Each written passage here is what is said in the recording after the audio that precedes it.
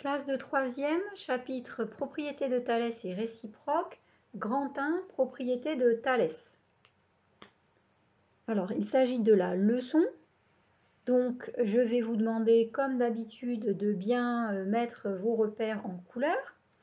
Donc, Thalès de Milet a établi dans les années 600 avant Jésus-Christ une méthode pour reconnaître des triangles semblables et donc pour calculer avec précision des longueurs sans avoir besoin de triangles rectangles.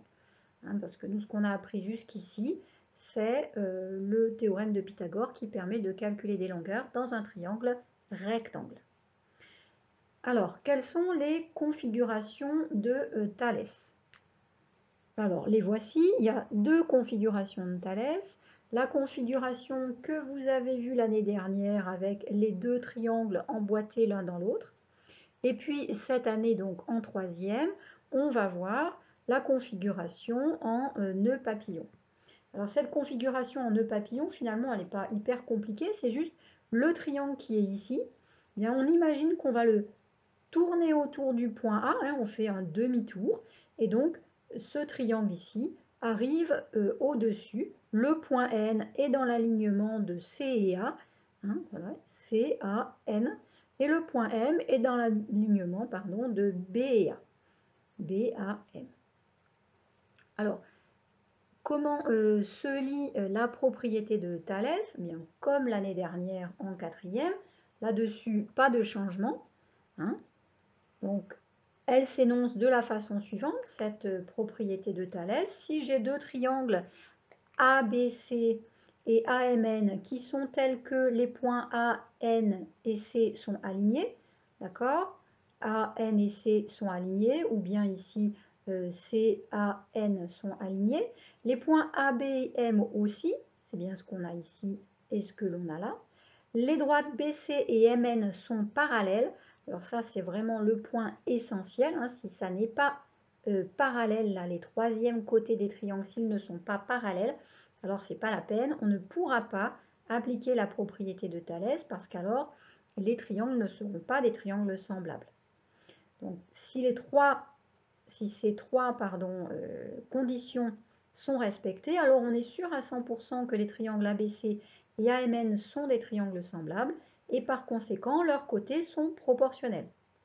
Leurs côtés étant proportionnels, on va pouvoir écrire l'égalité des rapports comme si on était dans un tableau de proportionnalité et qu'on calculait finalement le coefficient d'agrandissement ou de réduction, le coefficient de proportionnalité.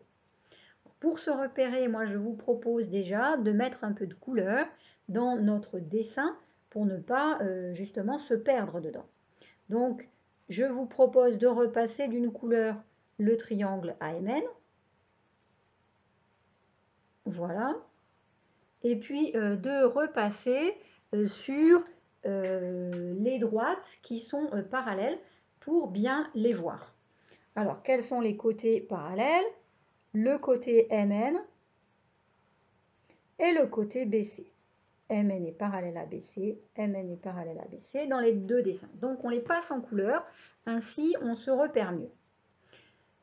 Je vais écrire donc l'égalité des rapports. Je me repère aussi en regardant le sommet commun. Comment j'écris ça? Eh bien, je vais écrire A sur A égale A sur A égale, et là, je vais mettre l'égalité des troisièmes côtés. Donc, sommet commun A, je prends ici AC et N alignés, je prends ceux-là. Le côté AN, si je l'étire, je vais avoir le côté AC. Le côté AN, si je le repars vers là, si je repars dans ce sens-là, je vais bien aller sur le côté AC.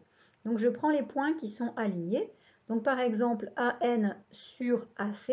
Puis ici, AB et M sont alignés, donc AM sur AB. Et enfin, je vais écrire le troisième rapport en écrivant les lettres qui restent une fois que j'ai enlevé le sommet commun. Il me reste NM, j'enlève le sommet commun, il me reste CB. Et je vais regarder. Si je ne me suis pas trompée, les noms qui existent ici sont les noms des côtés parallèles. Eh bien oui, ce sont bien les noms des côtés parallèles. Je ne me suis pas trompée. Donc ici, on retrouve les côtés parallèles. Je l'écris parce que ça sert de repère ensuite, hein, pour ne pas se tromper en écrivant les égalités de rapport. On commence par le sommet commun. D'accord, donc le point A, voilà, sommet commun. Et puis on fait toujours un triangle, enfin un côté de triangle sur un côté de l'autre triangle. D'accord, donc ici ce que j'ai fait, c'est à chaque fois au numérateur, je me suis concentrée sur le triangle AMN que j'avais repassé en orange. Donc là, je remets ici pour bien dire, j'ai choisi de faire le triangle du haut sur le triangle du bas. De la même façon, l'égalité des rapports aurait été tout à fait égale de la même façon en mettant les inverses. Hein, si j'écris AC sur AN, ça sera aussi égal à AB sur AM et qui sera aussi égal à BC sur MN.